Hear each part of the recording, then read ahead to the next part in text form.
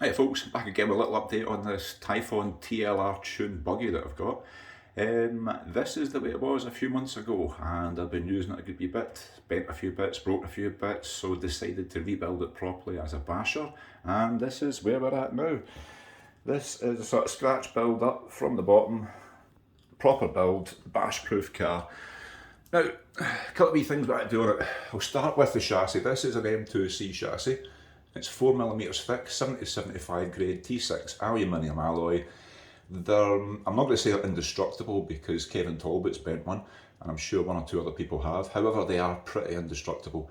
I did want to go for the titanium chassis, similar to the one I've got in the Creighton. However, David at Scorched Parts didn't have any in at the time and couldn't wait, so I thought I'd just risk it on an M2C.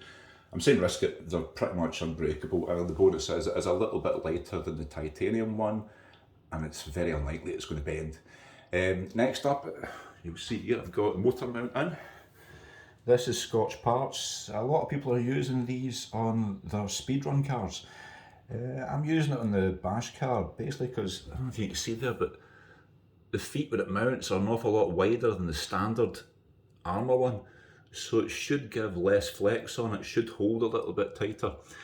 Other than that, it does allow really good mesh because it is fully adjustable, so you can get it set to whatever way you want.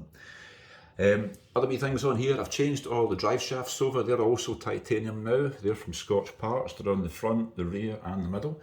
They are a lot thicker than the steel ones, and they're also a good bit lighter than the steel ones. I think you're in about 5 or 6 grams lighter on each shaft.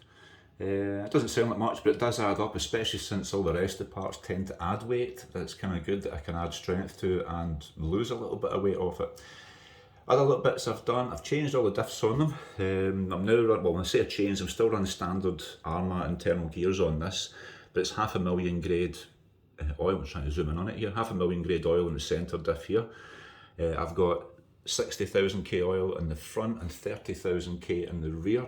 The reason for that is that you put a thicker one in the centre diff anyway, because you'll tend to find that as you accelerate, the front wheels lift off the ground, your motor then sends all the power through the diff to the front wheels, and all you do is wheel spin at the front and you don't really accelerate at the rear. By fitting the thicker fluid in there, it does drive more power onto the back wheels, stops the front wheels from spinning up as much.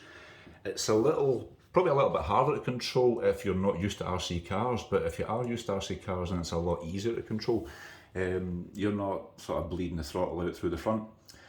Other little bits I've changed on it, the front and rear shock towers, they're now custom RC upgrades. As you can see, they're lovely, they fit really, really well. One of the reasons I took this decision to go for these is there is plenty of space, so you probably can't see, there's plenty of space here. These aren't touching at all. CRCU designed their shock tower braces to actually be able to go with thicker axles. Therefore, no rubbing. So there's no rattles, no rubs, it all fits properly. Other than that, I've got Vitavon casings for the diffs, front and rear.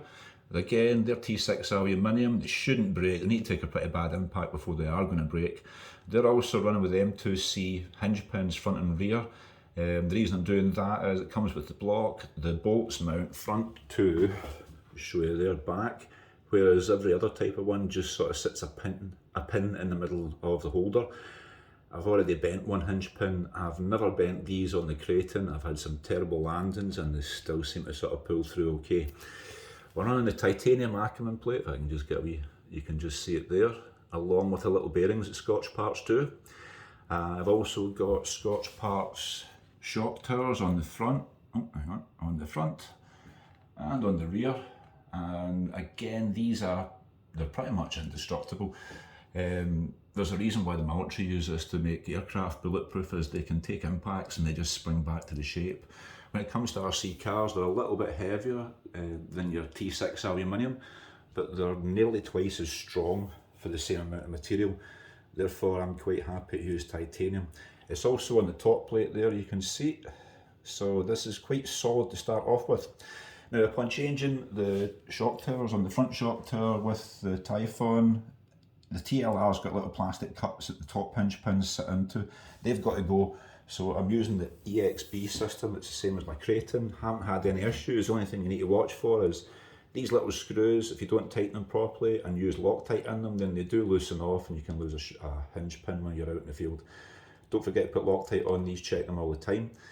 Let's see, I've got RPM using a bumper and also the rear spoiler, because the Arrma rear spoiler mount just breaks first time you land on it. This landed loads and loads of times, haven't broken anything on it yet. Just noticing here you can still see the Tech Joe gasket sitting through here. If you're going to mount metal diff casings onto a metal chassis, please remember and put a little gasket in there. It stops you getting leaks. It kind of gives a little bit of cushioning when it's landing. It gives a far better seal to the vehicle anyway.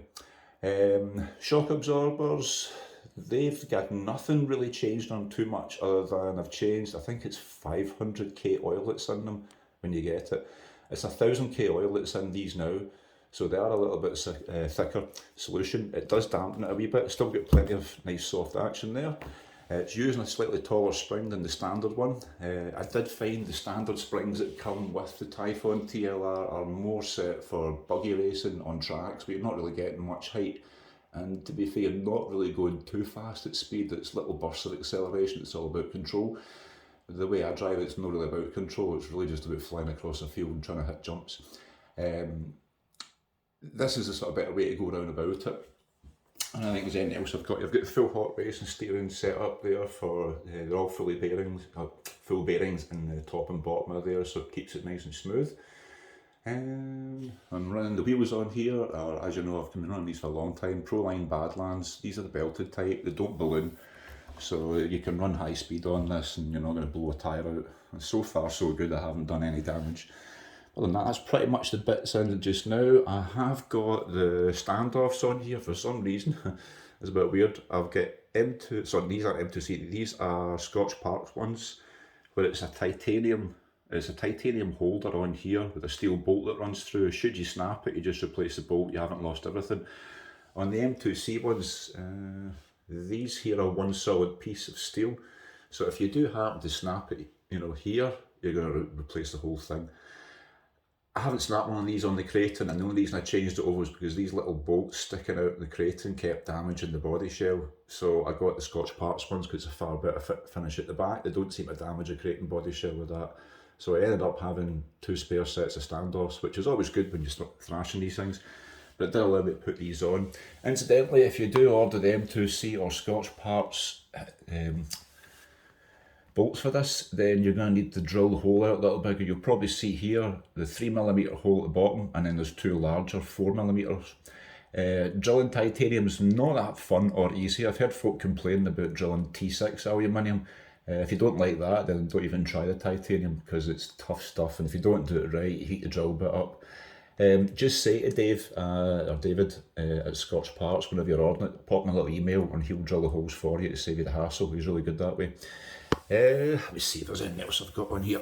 I think I'm pretty much covered all. I did put a little scratch protector on the bottom.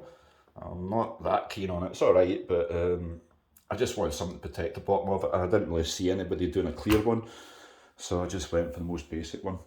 At the moment, that is pretty much it. I'm going to try and get the next bits in, which are going to be the servo mounts, ESC mount, and the battery trays, and then all the gubbins.